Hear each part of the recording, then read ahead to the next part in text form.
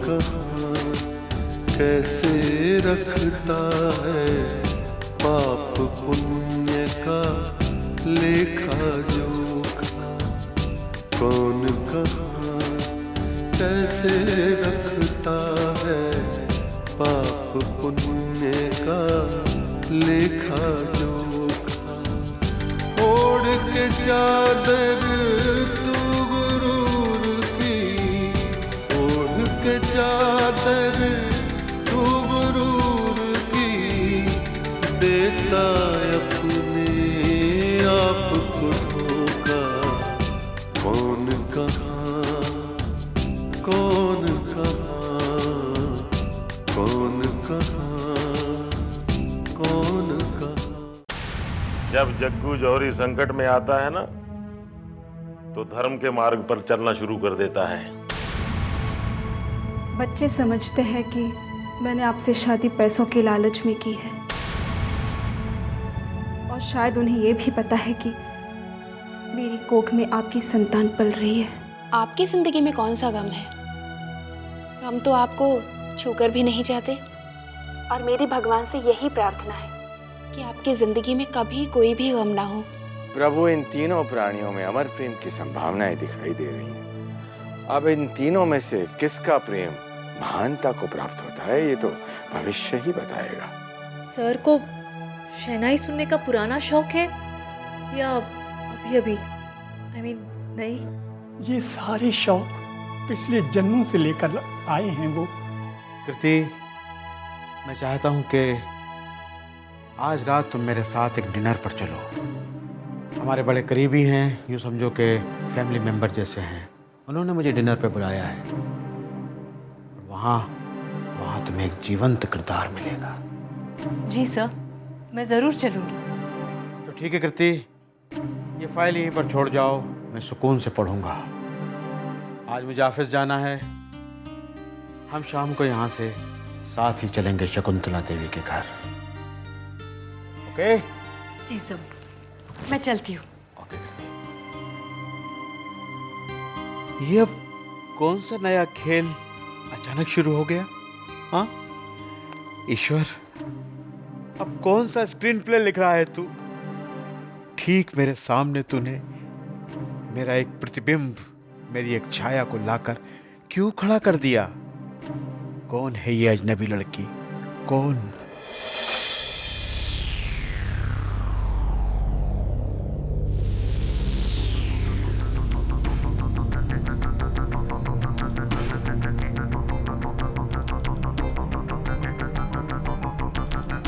क्या बात है महारानी, आज रूप की रानी कुछ उदास है।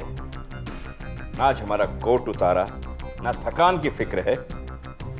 क्या बात है सुमुखी पिकवचनी, कारण मोहे बताओ गजगामिनी।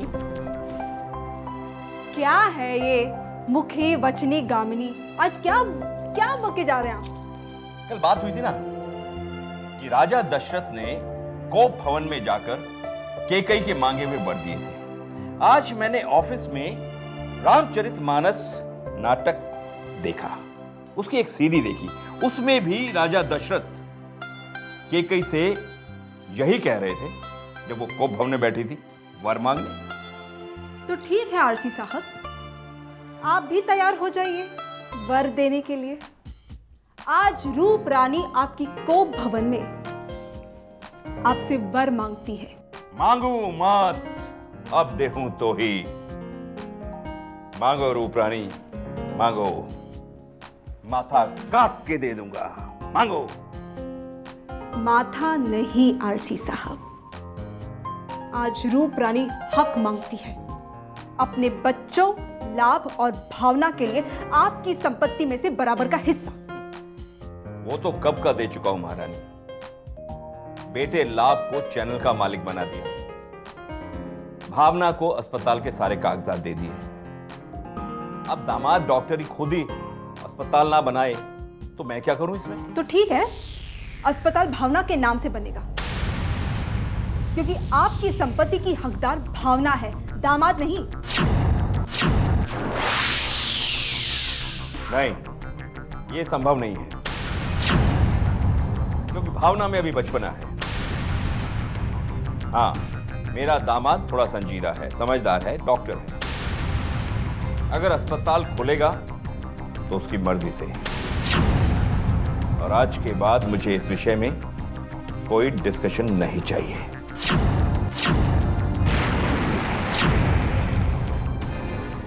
तो ठीक है आरसी साहब, आज से मैं अन्न जल त्यागती हूं। भावना के हक के लिए, भावना के नाम पर अस्पताल बनेगा। लगे होंगे सौतेली माओं पर इल्जाम, पर अब दुनिया कहेगी कि एक सौतेली मां ने अपनी सौतेली संतान के हक के लिए अन्न जल त्याग दिया और अपनी जान दे दी। आरसी साहब, मैं आज से, बल्कि अभी से अन्न जल त्यागती हूं। जब तक भावना को उसका हक नहीं मिलता, जब तक अस्पताल उसके नाम पर नहीं बनता, तब तक।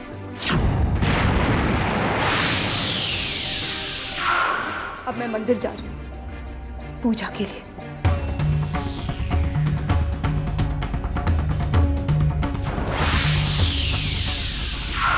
ओह, तो अब ये दूसरी खामोश जंग शुरू। ये नई जिद क्यों सूझ रही है रूप रानी को? हे भगवान, इसे सद्बुद्धि दे।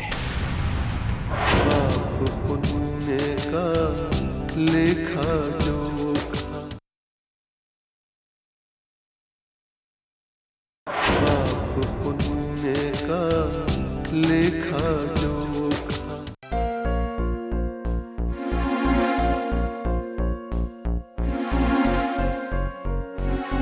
संध्या क्यों मुझे अवॉइड कर रही है?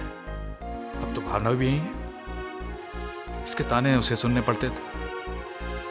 जितना मैं संध्या को समझता हूं, वो एक सच्ची और साहसी लड़की है।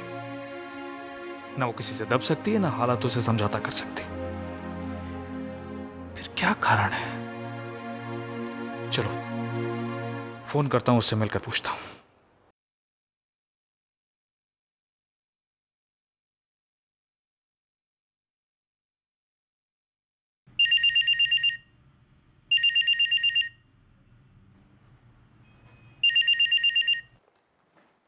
हेलो। हेलो, संध्या जी, लाभ हियर। जी लाभ जी, नमस्कार। संध्या जी, मैं फिर से एक उलझन में फंस गया हूँ। व्यक्तिगत उलझन, पर्सनल प्रॉब्लम। और मैं जानता हूँ कि अब आप इसे दूर कर सकती हैं। अगर आपके पास समय हो तो प्लीज मुझसे मिलिए। मैं भी बस चैनल पहुंच ही रहा हूँ। लाभ जी, मैं माफी चाहूंगी। क्या आप अपनी प्रॉब्लम मुझे फोन पर बता सकते हैं? संध्या जी, अगर हर उलझन, हर समस्या का समाधान फोन पर किया जा सकता, तो ये जो दुनिया में मीटिंग्स होती हैं, भेंट होती है, मुलाकातें होती हैं, इनका सिलसिला ही खत्म हो जाता। और देश विदेश के बड़े बड़े विद्वानों ने कहा है कि मिलते रहिए। मिलने से दिल मिलते हैं, मिलने से गिले कम होते हैं, मिलने से गम मिट जाते हैं। आपने तो मिलने पे ही इतना सुना दिया। लाभ जी, दरअसल मैं वास्तव में बहुत बिजी हूँ। कुछ सामाजिक उत्तरदायित्व हैं, कुछ कमिटमेंट हैं। वरना देखिए ना, आपने मुझे जब भी बुलाया है मैं आई हूँ ना। ओके, कोई बात नहीं, मैं आपका इंतजार करूंगा। आप अपने वो कमिटमेंट्स पूरे कर लीजिए। मैं वेट करूंगा आपका। जब भी आपके पास समय हो तो प्लीज मुझे बताइएगा कि किस वक्त, किस दिन आप मुझसे मिल सकती है। मैं आपका इंतजार करूंगा। लाभ जी, आप इतने बड़े चैनल के मालिक हैं। लोग आपसे मिलने के लिए दिन, समय, तारीख का इंतजार करते हैं, और आप ऐसा कह के मुझे शर्मिंदा कर रहे हैं। मैं तो एक साधारण नारी हूँ, एक फौजी की विधवा। आप ऐसा कह के क्यों मुझे शर्मिंदा कर रहे हैं? फिर भी देखिए, जैसे ही टाइम मिलता है मैं आती हूँ। अच्छा, नमस्कार।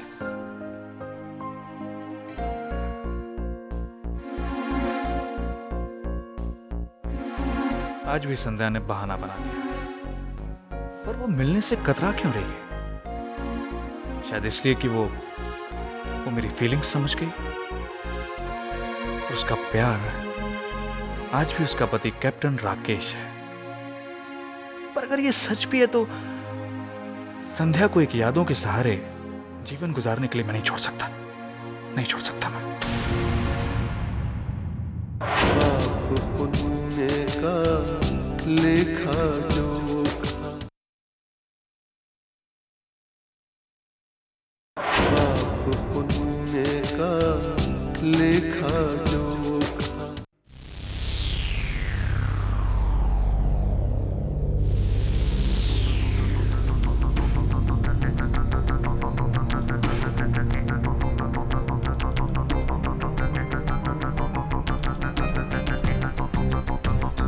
जग्गू जी, जो मैंने आपको बताया इन्हें भी बताइए, क्योंकि आप मेरे दोस्त होने के साथ साथ भावना के ससुर भी हैं और इस घर के शुभ चिंतक भी हैं। बताइए।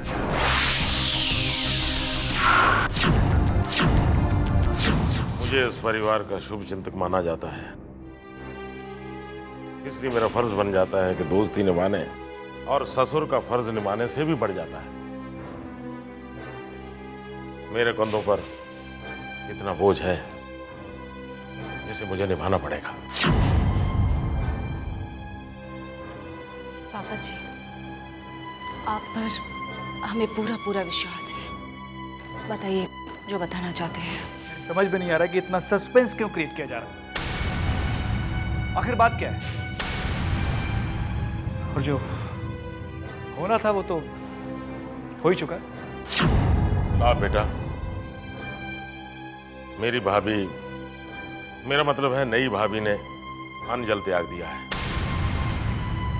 जबकि वो गर्भवती हैं। ऐसे में उनका ये फैसला जोखिम भरा हो सकता है। पर उन्होंने अन्न जल क्यों छोड़ा? अब उन्हें और क्या चाहिए? भावना, एक्चुअली मुझे लगता है कि हम दोनों का इस घर से रिश्ता खत्म होने का वक्त आ गया है। बोलिए अंकल कि हम दोनों के लिए क्या फैसला लिया गया? बकवास बंद करो तुम दोनों। वहां भाभी जी मौत के मुंह में जा रही हैं, बच्चे की जिंदगी से खेल रही हैं। पता है क्यों? बताइए क्यों? क्योंकि भावना की खुशियां लौट आए, ये अपने ससुराल में सुखी बच सके। और आरसी संदेश के लिए हॉस्पिटल खोलना चाहता है। वो हॉस्पिटल लेना नहीं चाहता, स्वाभिमानी जो ठहरा उसकी ईगो हर्ट होती है। और भावना चाहती है कि अस्पताल खुले, इसका सपना पूरा हो कि इसका पति एक बहुत बड़ा आदमी है। और संदेश जो नौकरी के लिए मारा मारा फिर रहा है ना, अपने अस्पताल में काम करे। इसलिए भाभी ने अन्न जल छोड़ा है, जिद की है। वो चाहती है कि ये अस्पताल खुले और संदेश की भी इज्जत बने और अपने अस्पताल को चलाए। वो देखो जग्गू, मैं ये अस्पताल नहीं खोलूंगा। रूप रानी से कहो वो मान जाए, क्योंकि मैं इतना बड़ा रिस्क भावना के लिए नहीं ले सकता। हाँ, अगर संदेश कहे तो मैं उसके लिए अस्पताल खोलने के लिए तैयार हूं। तुम लोग फैसला करो और जल्दी से इस टेंशन को खत्म करो।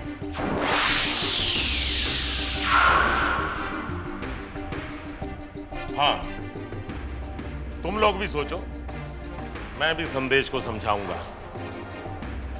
भाभी जी मौत के मुंह में जा रही हैं, और उस बच्चे का क्या कसूर है जो उनकी कोख में भूखा मर रहा है।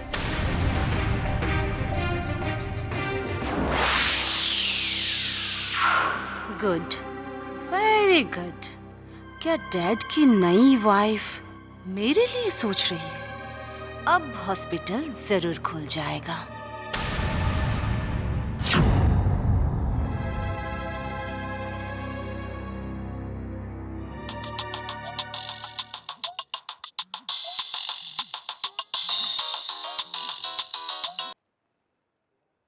हाँ बोलिए साहब। मिस्टर जग्गू जौहरी, क्या हुआ? धर्म के मार्ग पर चलते चलते लक्ष्य प्राप्त हुआ या नहीं? समय बहुत कम बचा है आपके पास। साहब, लक्ष्मी खुद चलकर मेरे घर पर आ रही है। धर्म की राह पर अंधकार नहीं, उजाले मिलते हैं। बहुत जल्द ही नई खुशखबरी सुनाऊंगा। ओके?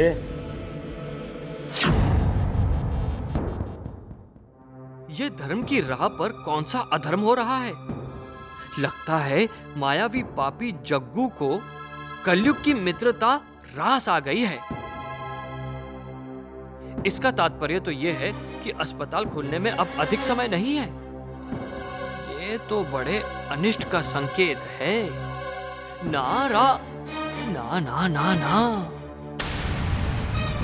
पाप पुण्य का लेखा जोखा, पाप पुण्य का लेखा जोखा। Thank you. नमस्कार भाई साहब। नमस्कार भाभी जी। कैसे नमस्कार हैं आप? नमस्कार। बस जैसा ऊपर वाला रखे। हाँ, मिलिए, यह है कृति। हेलो। इनका एक और परिचय भाभी जी। इनको भी मेरी तरह ऊपर वाला सब्जेक्ट देता है। मेरा खजाना तो खाली हो गया है भाभी जी। अब तो बस उम्मीद है तो इन नई उम्र की नई फसलों से। बड़ी खूबसूरत है कृति। नाम भी बड़ा प्यारा है और काम भी बड़ा चैलेंजिंग। अरे आप लोग खड़े क्यों हैं? बैठी ना, बैठी बैठी। कृति, कृष्णा कहाँ है भाभी जी? ऊपर है, मैं भी बुलाती हूँ। भाई साहब, पर आप चिंता मत कीजिए भाभी जी। कृति घर की बच्ची है। इसको भी इंसानों को पढ़ना है, उनके चेहरे समझना है। आखिर राइटर है, ये सब तो उसको जानना पड़ेगा। इसलिए मैं इसको साथ लेकर आया। ठीक है भाई साहब, मैं कृष्णा को अभी लेकर आती हूँ।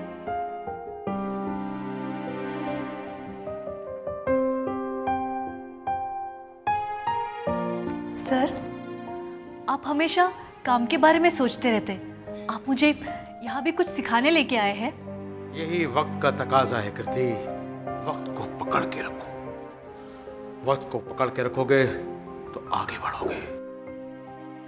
और तुम्हें तो बहुत आगे बढ़ना है कृति। लीजिए भाई साहब, आ गया आपका कृष्णा।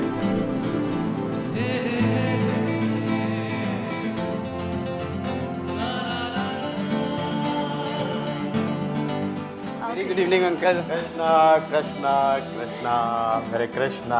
अभी uncle, welcome India, welcome home, welcome, good to see you. भाई साहब, आपको कृष्णा की पीठ ठोकनी होगी। बहुत सारे बड़े बड़े कॉन्ट्रैक्ट्स लेकर आया है विदेश से। कहता है कि एक हाथ से धन कमाऊंगा और दूसरे हाथ से अपनी माँ के हाथों दीन दुखियों की मदद करवाऊंगा, ताकि मेरा परलोक सुधर जाए। वाह कृष्णा वाह। हाँ कृष्ण मिलो, ये कृति, क्रिएटिव राइटर।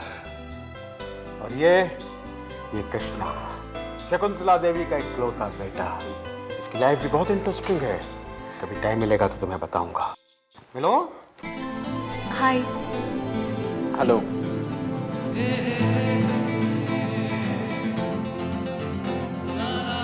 फ्रेंड्स?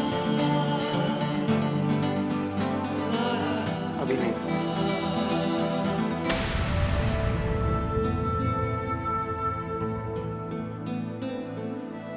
कृष्णा दोस्तियां इतनी जल्दी नहीं किया करता। I am sorry. हाँ कृष्णा, जल्दबाजी की दोस्तियां अक्सर टूट जाया करती हैं। रिजल्ट भी अच्छे नहीं होते। दोस्ती हमेशा सोचकर समझकर करना चाहिए। गुड। कृति बेटा, कृष्णा की बात का बुरा मत मानना। दरअसल उसे दोस्ती का कड़वा अनुभव हुआ है। वो कहावत है ना, दूध का जला छाछ भी फूंक फूंक कर पीता है। आंटी, मैं तो बस फॉर्मल हो रही थी।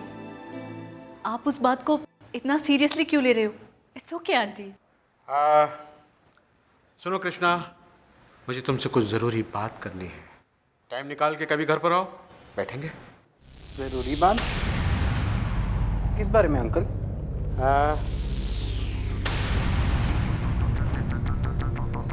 मीरा के बारे में।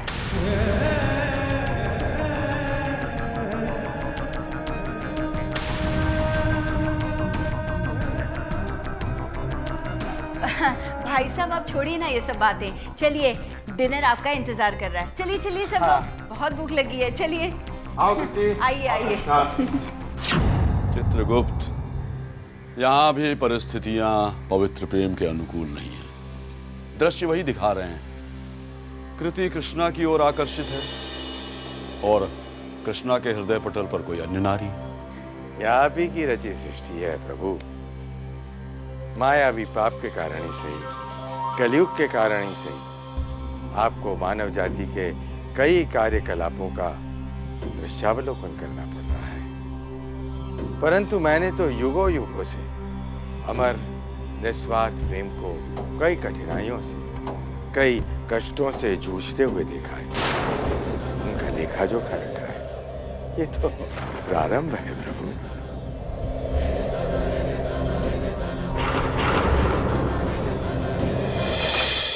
हर इंसान का अक्स वहाँ पर, हर इंसान का कच्चा चिट्ठा, हर इंसान का कच्चा चिट्ठा।